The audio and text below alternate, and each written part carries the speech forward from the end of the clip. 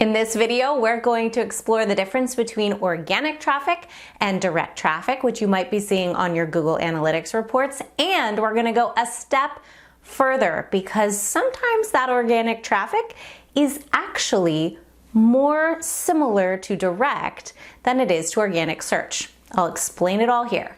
Let's dive in. Hi, I'm Lauren Gaggioli. I am an SEO coach for entrepreneurs as well as an organic content strategist.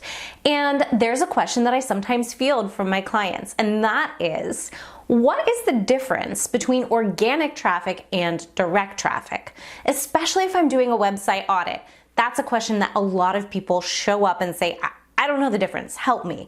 And I am happy to help you. So let me explain the difference really quickly, but then explain why we have to go a step further to make sure that that organic traffic is actually a result of the kinds of queries we want to target. So to begin, direct traffic is probably what it sounds like to you. Somebody went to the Google URL bar, typed in your domain, and ended up on your website. This means two things. One, they knew who you were, and two, they typed in www. Or not, just ended in a .com, .us, .whatever, and ended up on your website. This shows that that person already knew who you were, which is an important distinction because there are always opportunities to connect with people we already know by making sure they can find us, being readily available, making sure that the copy on our website reflects our brand name, our personal name, and all of that. However, when we are being found for what we do, that kind of query often comes through organic search. And what that means is that someone went to the Google search bar. They didn't go and type in a domain. They said, hey, Google, I need help. They asked a question and your website was dished up as the possible answer to their question, as determined by Google, right? So that is true organic traffic. However, what I often see, particularly with people who have brand name recognition, they often rely on people going to the Google search bar, typing in their name, and then using that method to end up on their website. And you can see that if that is what is happening on your site, it still requires people to know who you are in order to find you. It's not like somebody is saying, hey, Google, why is SEO important for a small business? Typing that into the query bar and ending up on, say, my website.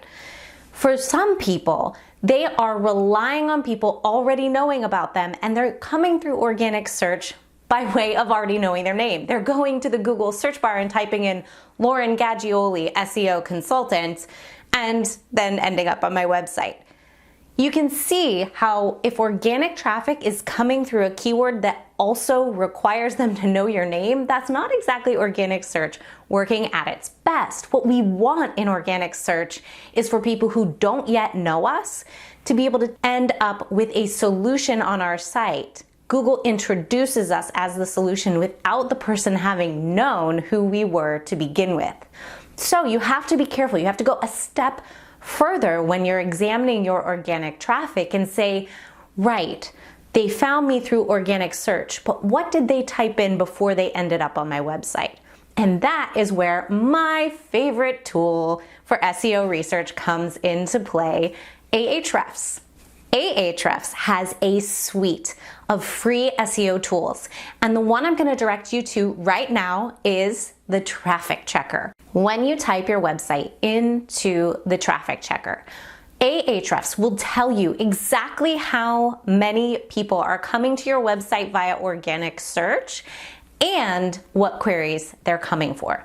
Now you can also do this in Google Search Console if you know how to use it, but this is like the easiest, lowest barrier to entry way to check to see if your website is being found for what is called a navigational query, which is somebody types in your name to find your website, or an informational query or transactional query, which means they're typing in information that they want or a product that they want and then ending up on your website.